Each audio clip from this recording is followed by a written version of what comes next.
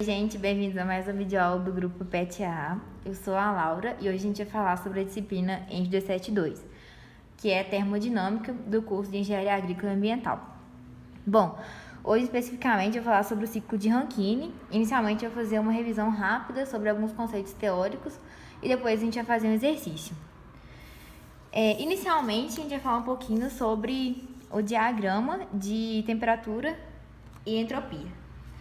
Bom, aqui a gente tem duas linhas constantes de pressão e aqui a gente tem que, nessa região aqui, que é do lado esquerdo, vou chamar essa região de A, aqui a gente tem uma região de líquido subresfriado.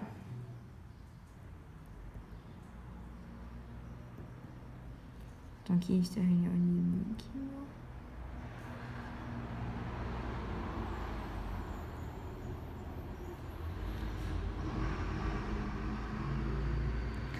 Bom, já no meio, da curva aqui, que eu vou chamar de B, a gente tem uma região de vapor saturado.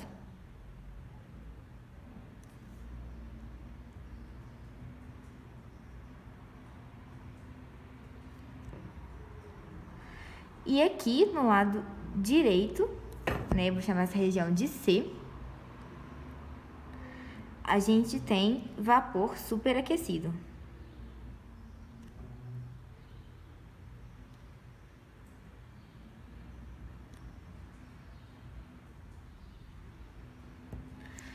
Bom, essa região aqui, região A, de líquido subresfriado, a gente tem que a temperatura do fluido é menor do que a temperatura de saturação, a uma determinada pressão. E o fluido pode ser água, pode ser ar, qualquer coisa.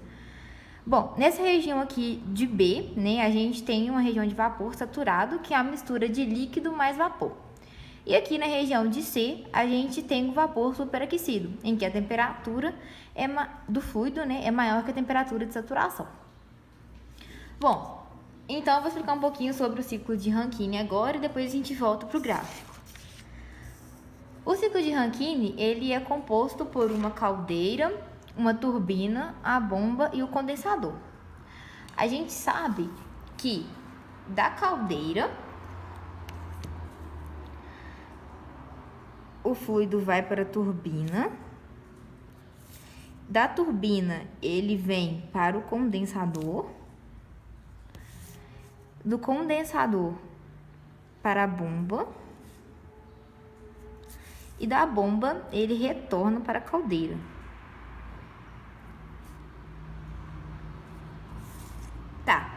O objetivo do ciclo de Rankine é produzir trabalho, na nossa turbina.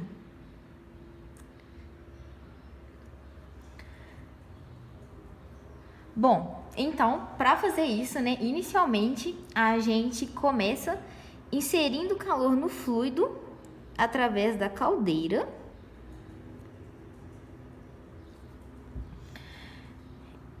A partir da queima de combustível, tá? Aí da caldeira, ele vai passar pela turbina e sofrer um processo de produção de trabalho. Daí, da turbina, ele vai sair no estado de líquido mais vapor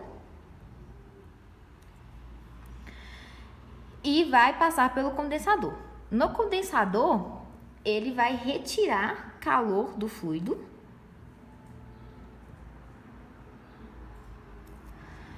e vai transformar o fluido, que está em estado de líquido mais vapor apenas para líquido. Do condensador, ele vai para a bomba. Na bomba, ela vai utilizar trabalho para voltar para a caldeira, que vai inserir novamente calor, transformando o líquido, que passou aqui para vapor. Bom, então vamos ver esse processo aqui todo dentro de um gráfico, No nosso gráfico, a gente tem que aqui eu vou chamar de 1, vou chamar esse ponto aqui de 1, que é a bomba.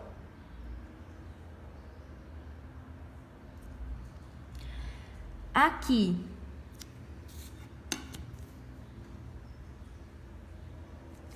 eu vou chamar de 2, que é a caldeira.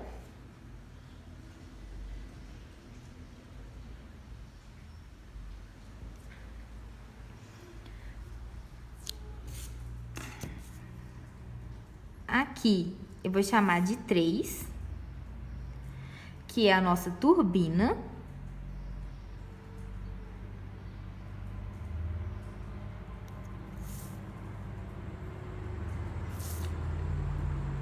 Aqui vai ser 4, que é o condensador.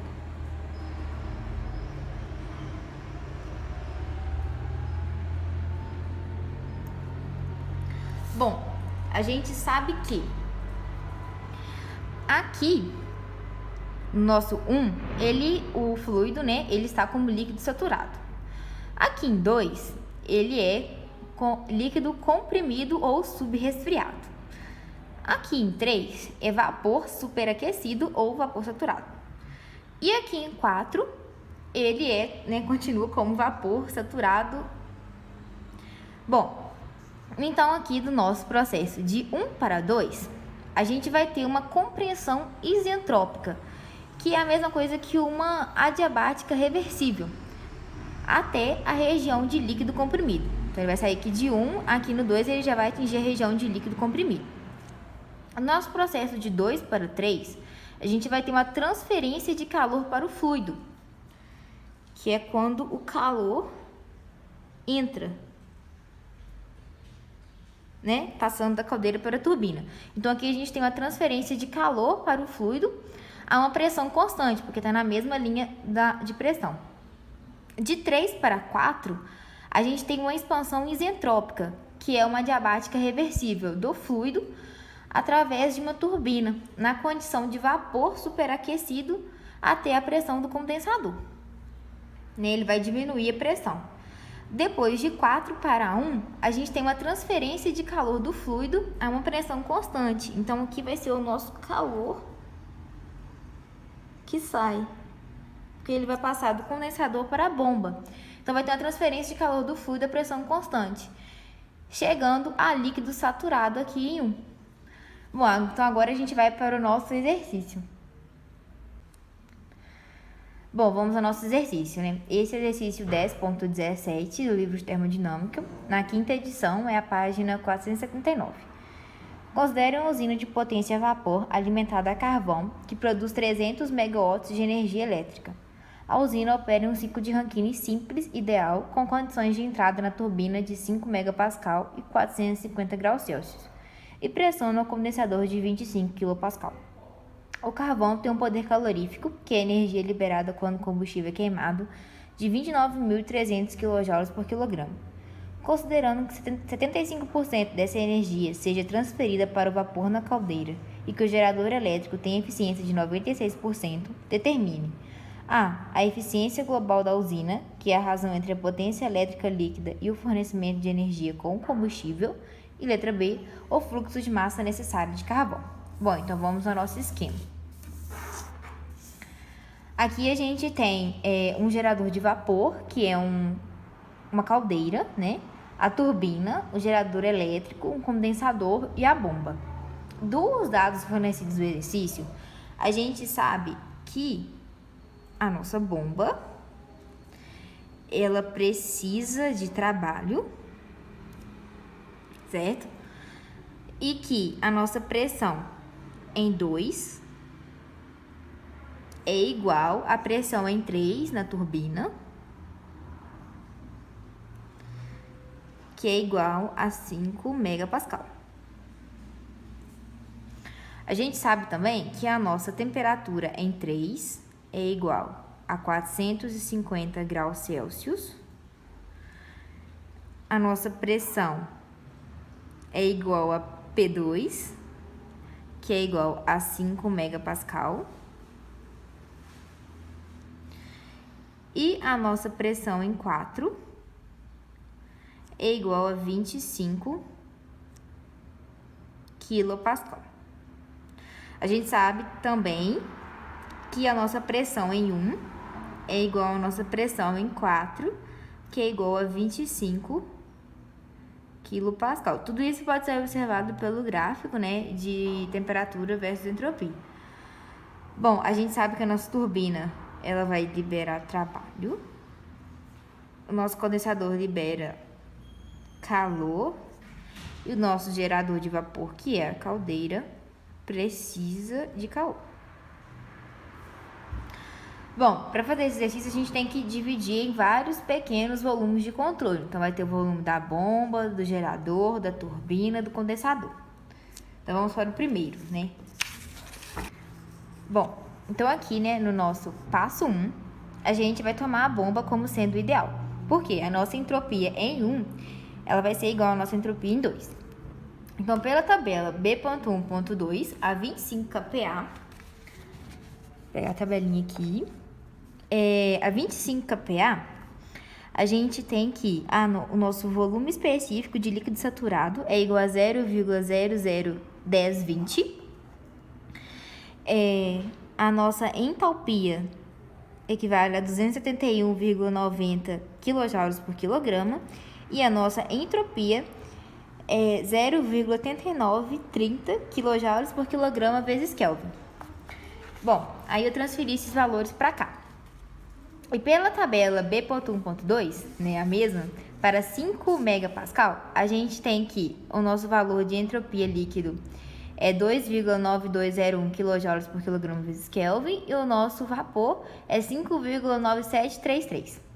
Bom, então a gente tem que o nosso S1, que é igual a S2, que é esse valor aqui, ele é menor do que esse valor aqui.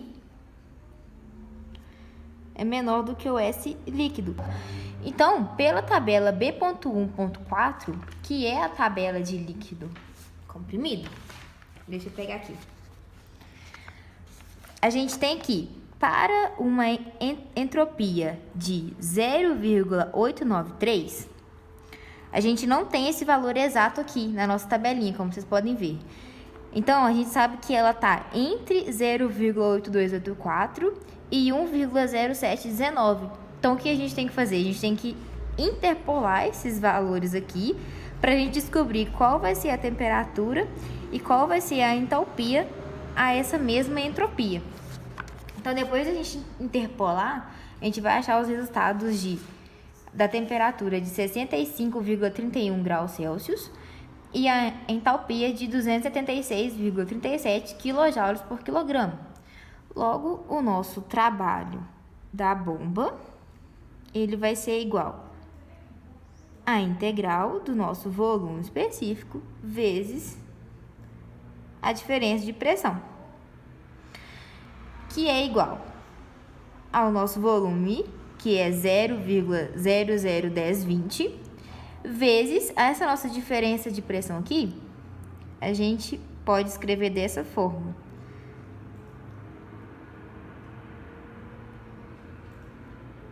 Né, definindo a nossa integral aqui. Logo, o nosso volume específico é esse, né? E a nossa pressão, ela vai ser 5 MPa, que equivale a 5.000 kPa, menos 25 kPa. Então, o nosso trabalho da bomba é igual a 5,0745 quilojoules por quilograma. Só como a gente está falando da bomba e a gente precisa de fornecer trabalho para a bomba, a gente deixa assim. Bom, já no nosso passo 2, a gente tem o nosso gerador de vapor. Então, né, a partir da resolução anterior, na entrada da caldeira, né, que vem aqui no 2, a gente tem que o nosso S2 é igual a S1, que é igual a 0,893 kJ por quilograma vezes Kelvin, e que a nossa entalpia equivale a 276,37 kJ por quilograma. Bom, então na saída da caldeira, a gente sabe que há vapor superaquecido, uma vez que a minha temperatura em 3, que é 450 graus Celsius, é maior que a minha temperatura de saturação. Logo, pela tabela B.1.3, para 5 megapascal e 450 graus Celsius, né, a gente tem que a nossa entalpia equivale a 3.316,15 kJ por quilograma e a minha entropia equivale a 6,8185 kJ por quilograma vezes Kelvin. Logo, eu tenho que o meu calor do gerador de vapor é igual a entalpia em 3 menos a entalpia em 2, né? Que é esse menos esse. Então, a gente sabe que esse resultado vai dar 3.039,78 kJ por quilograma. Bom, já no nosso passo 3, a gente também vai adotar a turbina como sendo ideal. Logo, né, a nossa entropia em 3 é igual a nossa entropia em 4. Daí, a partir da resolução anterior, né, na entrada da turbina, a gente sabe que a nossa entalpia é 3.316,15 kJ por quilograma e que a nossa entropia é 6,8185 kJ por quilograma vezes Kelvin. Daí, né, pela nossa tabela B.1.2, para 25 kPa, a gente sabe que a nossa entropia de líquido é 0,8930 kJ por quilograma vezes Kelvin e a nossa entropia de vapor é 7,831 kJ por quilograma vezes Kelvin. Bom, nisso a gente sabe que a nossa entropia de 3 está entre a entropia do líquido e de vapor. Logo, há uma mistura.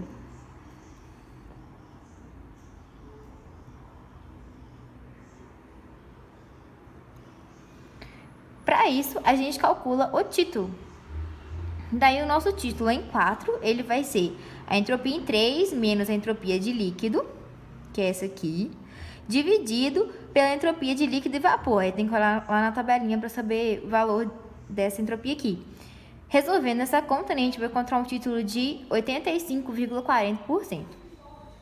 Logo, pela tabela B.1.2, para 25 kPa, a gente tem que a nossa entalpia de líquido é 271,90 kJ por quilograma e a nossa entalpia de vapor é 2.618,19 kJ por quilograma.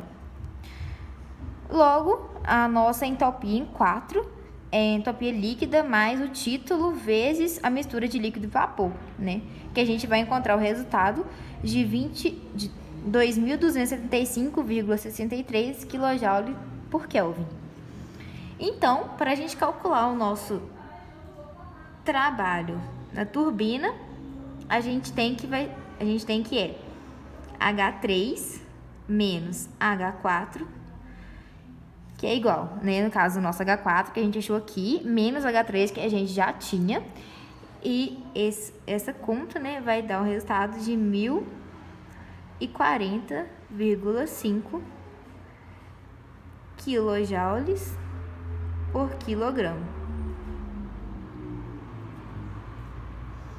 Bom, então, o nosso passo 4, a gente tem que, a partir, né, do que a gente acabou de resolver, na entrada do condensador, temos que a entalpia em 4 vai ser 2.265,63 kJ por Kelvin. Já na saída aqui do condensador, a gente tem que a nossa entalpia de 1 vai ser 271,9 kJ por Kelvin. Logo, o nosso calor do condensador é igual a H1, é igual a H1 menos H4, que é igual, né? Como o calor também vai sair, né? Menos 2.003,73 kJ por quilograma, certo? Esse menos esse. E dá um valor negativo mesmo. Bom, então vamos para os nossos resultados. Na letra A, o exercício pedia o cálculo da eficiência líquida. O cálculo da eficiência global, desculpa. Só que para calcular a eficiência global, a gente precisa de calcular a eficiência líquida. Então, a eficiência líquida é o calor da caldeira menos o calor do condensador dividido pelo calor da caldeira. Então, como a gente já tinha achado, né, é só substituir os valores que a gente já tinha achado nos volumes de controle anteriores. Isso daqui vai dar 0,3408. Já para o nosso cálculo de eficiência global, a gente tem que a eficiência global é igual à eficiência da combustão vezes a eficiência do gerador vezes a eficiência líquida. Mas como que eu sei quais são esses valores aqui? No enunciado do exercício, ele fala que, considerando que 75% dessa energia seja transferida para o vapor na caldeira, ou seja, 75% é eficiência de combustão, e que o gerador elétrico tem eficiência de 96%, é a eficiência do gerador. Por isso, que é só substituir os valores aqui e fazer essa conta. Daí isso vai dar uma eficiência global de 24,54%. Já, né, para a nossa letra B, a gente tem que calcular a vazão máxima. Bom, no nosso enunciado, a gente tem que a usina de potência a vapor é alimentada a carvão e produz 300 megawatts de energia elétrica. Então, o nosso trabalho equivale a 300 megawatts. E a gente tem também do enunciado que o carvão tem um poder calorífico de 29.300 kJ por quilograma, né, que equivale a 29,3 megajoules por quilograma. Daí, a gente sabe que a nossa eficiência global ela também pode ser calculada pela potência elétrica líquida dividida pela energia de combustão, né, que é a mesma coisa que falar que é o trabalho de 300 megajoules por segundo dividido pela vazão máxima, que é o que a gente quer, vezes o poder calorífico do carvão. Bom, então, isolando a vazão máxima, né, e fazendo as substituições, que isso aqui a gente encontrou na letra A gente tem que a nossa vazão máxima equivale a 41,72 kJ por segundo, ou 150,19 toneladas por hora. Muito obrigada por assistir o vídeo até aqui. Para mais vídeos como esse, se inscrevam no canal.